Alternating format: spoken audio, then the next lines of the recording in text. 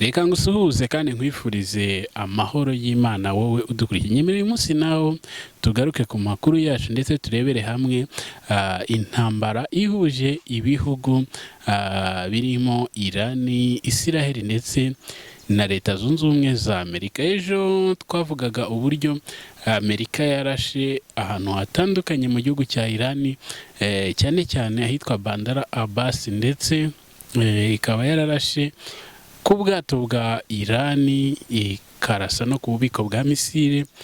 Ibintu byababaje Irani ndetse bituma Irani nayo itangiza igikorwa cyo kwihorera.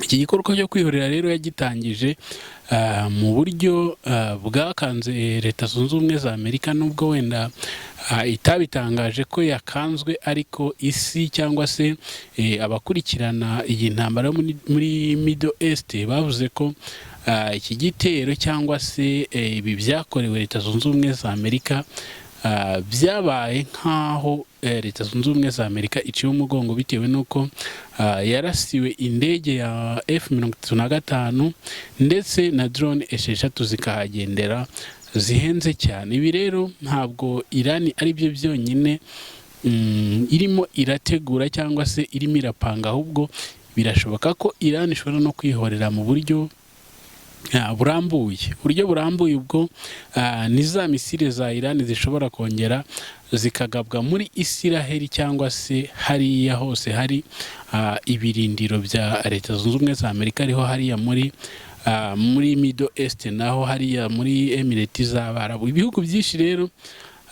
byari bifatanyije cyangwa se byari bishyigikiye Leta Zunze Ubumwe za Amerika, bikomeje kuvuga ko kubera ko ari umunywanyi wa Isiraheli kandi Isiraheli ikaba idashaka amahoro muri kariya karere, bitangiye kugenda byigumura kuri Amerika.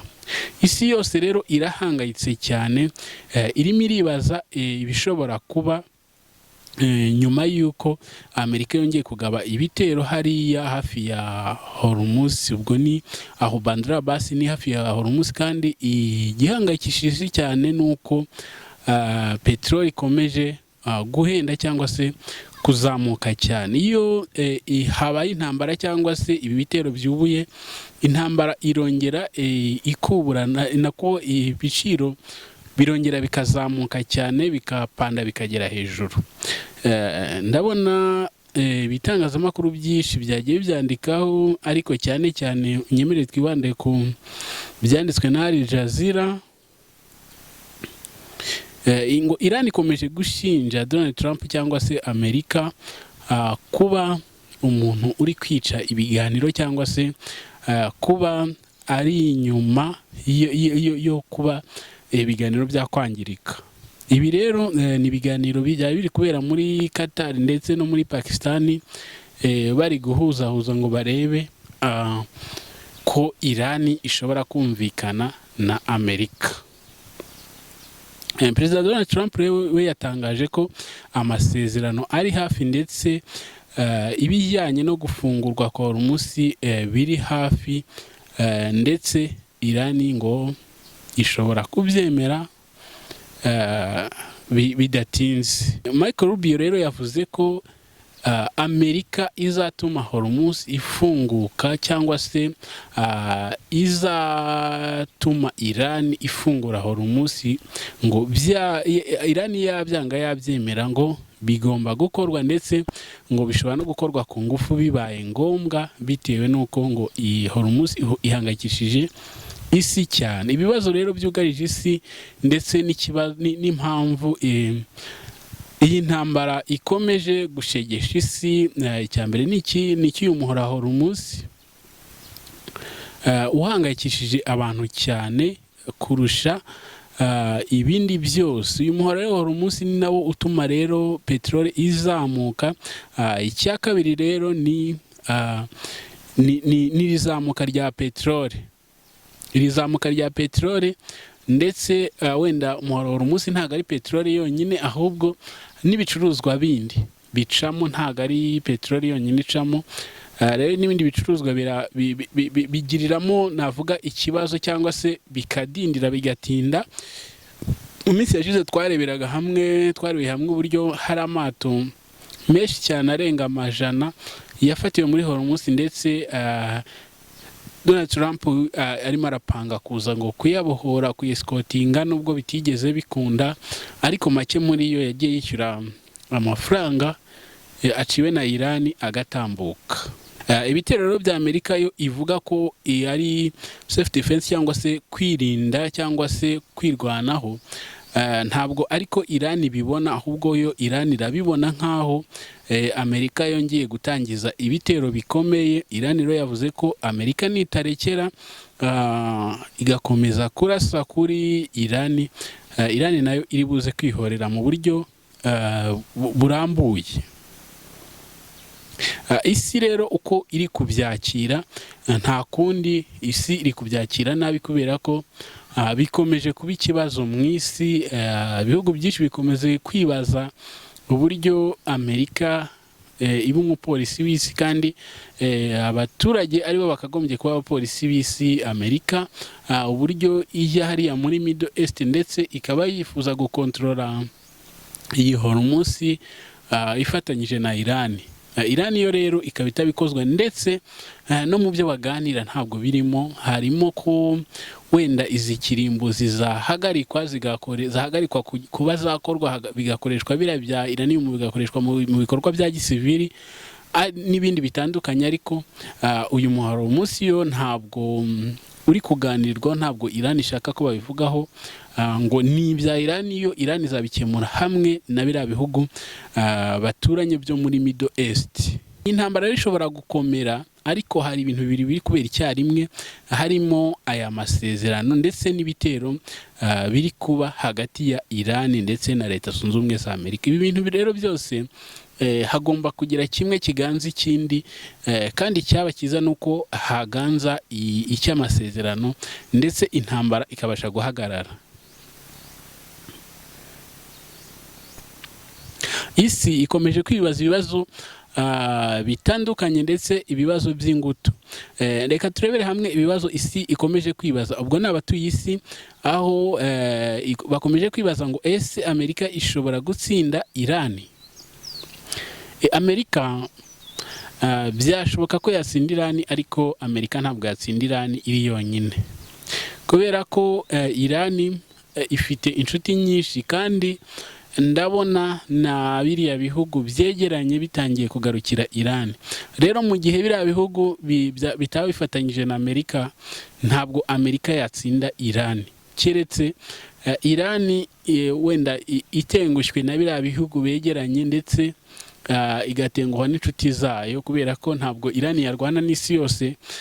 Turimo turagenda tubona ko ibihugu nka NATO wenda ije igafatanya na Amerika, ndetse n'ibindi bihugu byinshi bigafatanya na Amerika.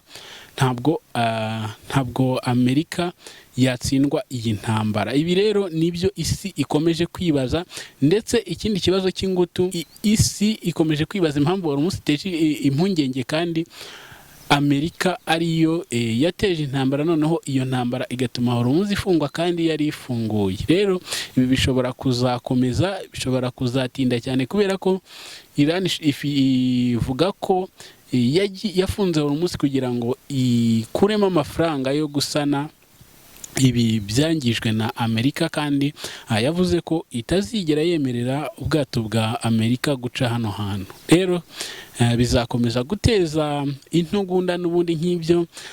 Iran yavugaga ngo ntabwo Amerika amasezerano nayo ari hafi, cyangwa se kumva ko hasinywa amasezerano intambara yahagaze, cyangwa se ubushyamirane bwacu na Amerika bwahagaze.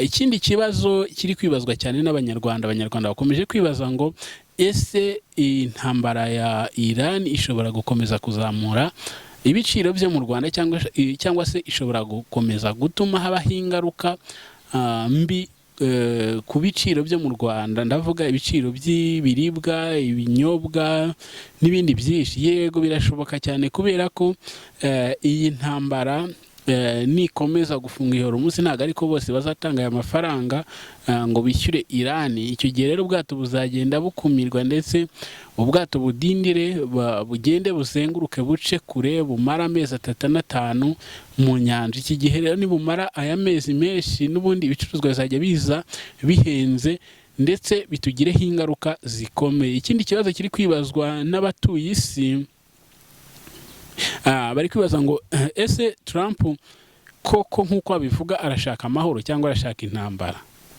Igisubizo ni kiri kuri 50%. Birashoboka uruhande rumwe kuba ashaka amahoro, urundi akaba ashaka intambara, kubera ko iyo aba Trump adashaka intambara ntago aba yararashe ejo Bandar Abbas kuri buriya bubiko bwa misile bwa Irani ndetse no kuri buriya bwato bwa Irani. Ibi rero biragaragaza ko Trump ku ruhande rumwe ashaka intambara ndetse nanone akaba akeneye n'amahoro, ariko bitewe nuko kubona amahoro kwe nka Irani ivuze turayamanitse, we ntabwo yakomeza kurasa keretse wenda ari Benjamin Netanyahu umusagariye cyangwa se umushutse akamubwira ati reka dukomeze intambara Irani tuyisenye tuyishengabaze. Rero ibi byatera ikibazo gikomeye cyane, nanone isi igakomeza guhangayika.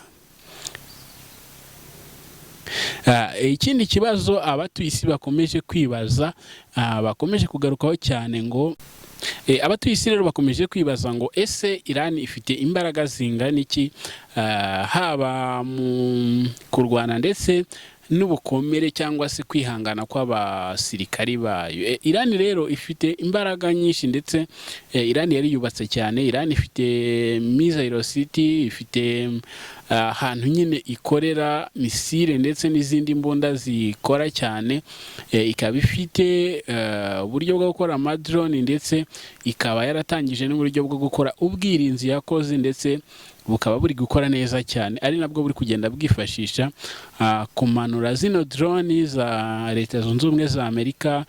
Twabonye ko yamanuye drone 6 ndetse ikarasa n'iyi F-35 nubwo itabashije kuyihamya, ikaba yakwebye ndetse ikagenda. N'ubushize rero yarayirashe iramanuka ariko ntiyagwa aho ngaho, yo iragenda ijya kugwa kure.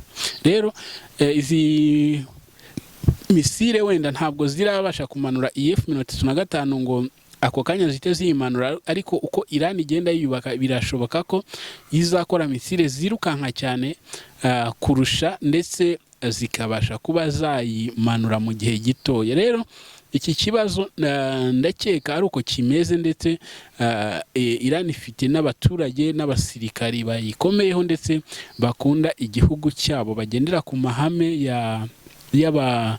y'abayisilamu, ariko bakagendera ku mahame y'idini ndetse bakaba barimo neza kubaha igihugu cyabo. Ndabona ibibazo bikomeje guhangayikisha isi ndetse bakomeje kwandika ko bihangayikisha isi, harimo ngo intambara ishobora kuzavamo cyangwa se ishobora kuzatera kurasa intwaro za kirimbuzi cyangwa se gukoresha intwaro za kirimbuzi. Yego birashoboka mu gihe Amerika itabonye ibyo ishaka, cyangwa se mu gihe Amerika Irani itayihanganiye igakomeza kuyirasa ndetse igakomeza kwanga ibyo Irani igakomeza kwanga ibyo Amerika yitegeka. Icyo gihe birashoboka ko Amerika izagera ikarakara igakoresha intwaro za kirimbuzi. Nihakoreshwa intwaro za kirimbuzi rero Amerika akaba ari izikoresha, biremewe ko niba igihugu kimwe kirasha intwaro za kirimbuzi ikindi kikaba gifite nk'inshuti zacyo, birashoboka ko zishobora kugitiza ndetse nacyo kikaba cyakoresha kirimbuzi. Nubwo wenda iyi ngingo atari ingingo wakwemeza, ariko biranashoboka ko byazakorwa kuko twagiye dutungurwa cyane n'uyu mugabo Donald Trump yagiye akora ibintu bitangaje ndetse ibintu navuga byateye inkeke byatitije isi. Nabonaga bamwe bagenda bandika imitwe y'inkuru ngo isi ngo irakangaranye, ariko hari igihe yakangaranaga bitewe n'uko iyi ntambara yishe abantu benshi ndetse na n'ubu ntabwo birakemuka, irakica abantu benshi kuko ejo muri Iran hapfuye abasirikare. Rero n'ahandi hirya no hino mu isi intambara n'ubundi zica abantu benshi. Ntabwo rero isi cyangwa se batuye isi bishimye cyangwa se banezerewe. Ikindi kibazo gihangayikishije isi cyangwa se kiri kuvugwaho cyane ni ngo uruhare rwa Israel muri iyi ntambara ni uruhe. Israel ifitemo uruhare rukomeye cyane kubera ko indege za Amerika niho ziparika, izi ndege zinywesha izindi, zimwe zizamuka mu kirere zikajya kunywesha izindi ziri ku ntambara. Ubu bwirinzi bwinshi niho bugiye buri ndetse n'ibikoresho byinshi niho biri, mbese support nyinshi niho ituruka kubera ko iri imeze nk'aho ari stock ya Amerika. Rero ni nayo mpamvu Iran ikomeza kurasa muri Israel. Ikindi kintu cy'ingenzi cyangwa se washingira uvuga ko Israel ifite uruhare muri iyi ntambara nuko Benjamin Netanyahu icyambere cyo yanga Iran ndetse ntanashaka ko Iran ngo yagera ku bisasu bya kirimbuzi, nubwo nge ntabyemera wenda ko iri kubikora mu buryo bushobora kuzababaza abantu. N'ibindi bihugu rega bifite kirimbuzi, Amerika ifite kirimbuzi, Uburusiya bufite kirimbuzi, Ubushinwa bufite kirimbuzi kandi mu buryo bwemewe. Rero biranashoboka ko Iran yaba iri gukora kirimbuzi ariko ikaba atari yo gukoresha ibabaza isi cyangwa se ibabaza abatuye isi. Rero Israel ivuga ko itazihanganira na rimwe iki gihugu cya Iran ngo kubera ko kiri gukora intwaro za kirimbuzi. Rero ibi byose bituma bikomeza kugirana ubushyamirane. Ikindi kintu cy'ingenzi kirimo cyangwa se gihangayikishije Israel kigatuma ibamo indani muri iyi ntambara n'uyu mutwe wa Hezbollah. Murabizi ko ushyigikiwe na Iran cyane ndetse Iran ari nayo iwuha intwaro. Rero Hezbollah niyo muri Libani kandi ihanganye na Israel ndetse irasa kuri Israel mu buryo butangaje buhebuje, mu buryo bubabaza Benjamin Netanyahu cyane. Rero bikanatuma ibi byose bigatuma Israel yinjira muri iyi ntambara kugira ngo ise naho yakwihorera. Ikindi kintu kiri kuvugwaho cyane ndetse gihangayikishije isi iri kuvugaho abatuye isi ubwo ni ngo icyo China n'Uburusiya bivuga kuri iyi ntambara. China n'Uburusiya rero icyo bivuga cyane cyane biriya bihugu biri mu bucuruzi ndetse bifite uburyo biri kunguka, ibyo ntabwo wabihakana, ariko ntabwo byifuza nabyo ko iyi ntambara igumaho cyangwa se ikomeza kubaho. Nabyo birashaka ko habaho aya masezerano ndetse Ubushinwa nubwo butabishyiramo wenda ukuboko kugaragara cyangwa se uruhande ngo rugaragare ko ruri kunga biriya bihugu, ariko Ubushinwa burimo burunga Amerika ndetse na Iran. Uburusiya rero nabwo burimo kuko bushyigikiye Iran, ariko nanone ntabwo bushyigikiye ko Iran ikomeza kurasana na Amerika. Nabwo burashaka amahoro ndetse n'ira peteroli ikabasha kugenda ikwirakwira mu isi yose mu buryo bworoshye. Rero Ubushinwa nabwo ni kuri iyo gahunda kubera ko Ubushinwa bwo twanabonye ko Ubushinwa bukoresha peteroli nyinshi iva muri Iran hafi 70%. Ibyo rero bituma Ubushinwa butifuza iyi ntambara ko ikomeza. Impamvu isi itinya gufungwa kwa Hormuz nta kindi nuko iyi nzira ya Hormuz ni inzira ya bugufi y'ubwato buba bwikoreye ibikomoka kuri peteroli ndetse n'ibindi bicuruzwa byinshi. Rero niba iyi nzira ari ya bugufi ikaba ifunzwe cyangwa se ishyizweho amananiza yo gutanga umusoro munini, ni ikibazo ku batuye isi, ni ikibazo ku bakenera ibicuruzwa, ni ikibazo ku bantu batagira peteroli mu bihugu byabo. Ibi bizatuma abagenda mu modoka zabo zikoresha essence bizamuka ndetse rero ibi bishobora kugira ikibazo gikomeye ku isi, bigatuma izamuka ry'ibiciro rigera hejuru. Murabizi ko iyo igiciro cyazamutse isi yose iritotomba, cyangwa se isi yose ntabwo bishimisha. Iyo rero abantu batuye isi batishimye, ingaruka tayari bayamaze kugera hehe? Bayamaze kugera ku batuye isi. Ikindi kiri kuvugwa cyane ni ese iyi Middle East bishobora kuzagera nabo bagakura imbaraga, cyangwa se bagakura amaboko kuri Amerika? Birashoboka, kubera ko twagiye tubona ibitero bya Leta Zunze Ubumwe za Amerika yagiye igaba hano muri Kuwait ndetse no muri Qatar. Izi Emirates z'Abarabu yagiye irasayo misile ziremereye cyane, ndetse n'ubwirinzi bwabo ntabwo bwabashije gukuraho zino misile, cyangwa se gupfubya zino misile, kubera ko ubwirinzi bwinshi bwagiye buraswa. Rero mu gihe iyi ntambara yakongera kubura mu buryo bukanganye, cyangwa se mu buryo burambuye, ibi bihugu byakongera guhinduka umuyonga, ndetse nabyo byatangira kurasa muri Irani.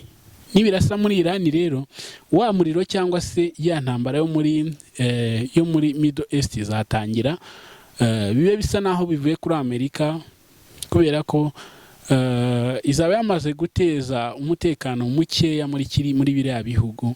Rero birashoboka ko iyi ntambara ishobora kuzagira ingaruka zikomeye, ndetse igatuma ibi bihugu byo muri Middle East bishyamirana cyane mu buryo butigeze bubaho. Wenda unyemerere tusoreza ahangaha kuri izi ngingo twareberaga hamwe, ndetse n'icyo isi iri kuvuga kuri ibi bintu, kuri iyi ntambara ya Irani ndetse na Amerika. Nshimira buri wese warudukurikiye, ariko niba tugeranye kuri uyu munota, nyabuneka kanda ku kantu ka subscribe, ndetse usharinge ibiganiro. Ibiganiro byo nakagaruka mu kanya turongera tubaganirize, ndetse tuganire turebere hamwe biri kugenda bivugwa, ndetse dusesengure tudasebanya tudasesereza. Nakagaruka. Ciao ciao, Imana ibarinde.